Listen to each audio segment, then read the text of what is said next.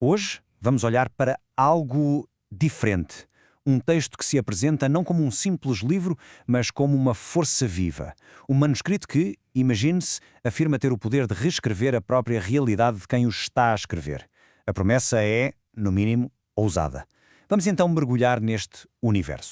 E logo a abrir, o texto lança-nos este desafio.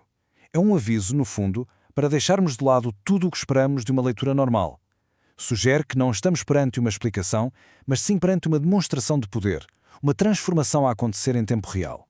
E isto, claro, leva-nos à grande questão que paira sobre tudo isto. Será que a escrita pode ir além da simples informação e tornar-se uma ferramenta ativa de manifestação? Será que pode mesmo moldar o mundo material à nossa volta? Para começarmos a entender esta ideia, temos que ir à sua alegação mais radical, a de que este texto não está a descrever o mundo, ele está a construí-lo. O conceito central aqui chama-se fluxo magnético. A ideia é que as palavras não são apenas símbolos no papel. São, na verdade, emanações de energia.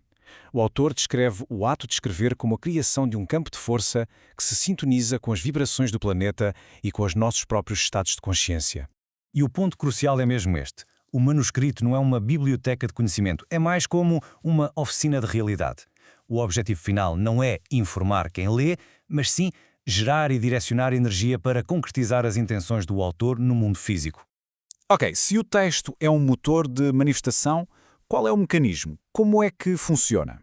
A resposta, segundo a sua filosofia, está toda numa palavra fundamental: o espelhamento.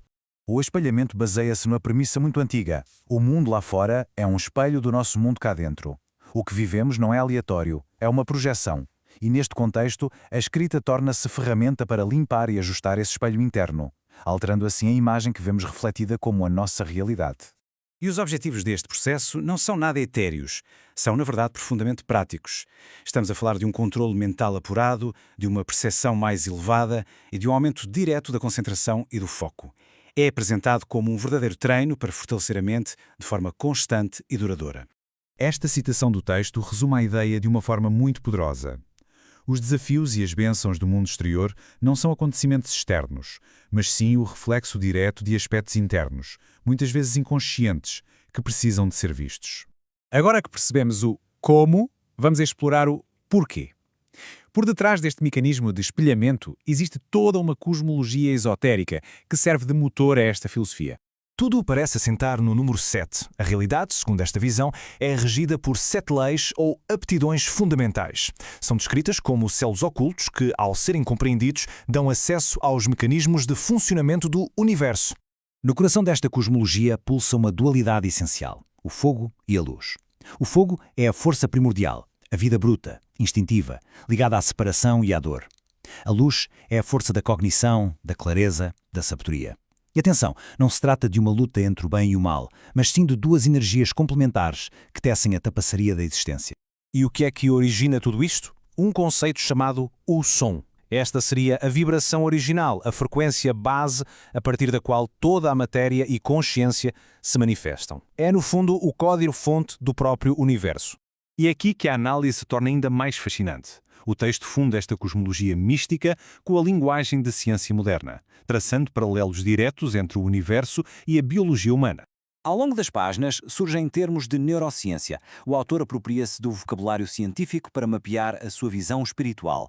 Os neurónios, os hemisférios e as ondas cerebrais não são vistos como meros processos biológicos, mas como manifestações físicas de forças cósmicas. Esta citação ilustra perfeitamente essa fusão.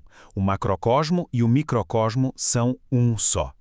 A estrutura do cérebro espelha a estrutura do céu. A anatomia humana é, nesta visão, um mapa do cosmos e vice-versa. A exploração não para no cérebro. Mergulha ainda mais fundo, até ao nosso código genético.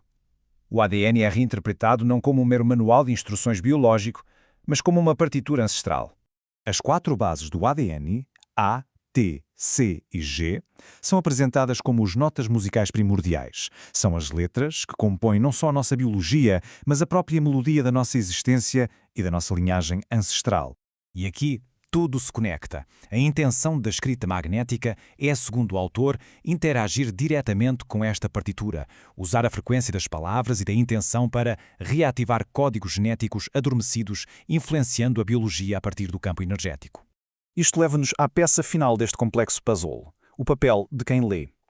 Se o texto é uma força ativa, o que acontece quando uma consciência externa interage com ele? Quem lê é denominado o observador, um termo que vai buscar inspiração direta à física quântica. A ideia é que o ato de observar, de ler com intenção, não é um ato passivo. A consciência de quem lê torna-se um ingrediente ativo, essencial para que o processo de manifestação se concretize. O processo culmina naquilo que o texto chama de integração quântica. Neste estado, autor e leitor deixam de ser entidades separadas e formam um sistema energético unificado. As suas intenções sincronizam-se, criando um campo de atração muito mais poderoso para manifestar uma realidade partilhada. E assim fechamos o círculo, regressando à metáfora do espelho, mas com uma nova profundidade. Se aceitarmos, nem que seja por um momento, a premissa de que a nossa realidade é um reflexo, a questão que fica a ecoar é: o que é que o estado do nosso mundo, coletivo e individual, nos está a espelhar sobre o nosso estado interior? Uma reflexão que, sem dúvida, vale a pena levar.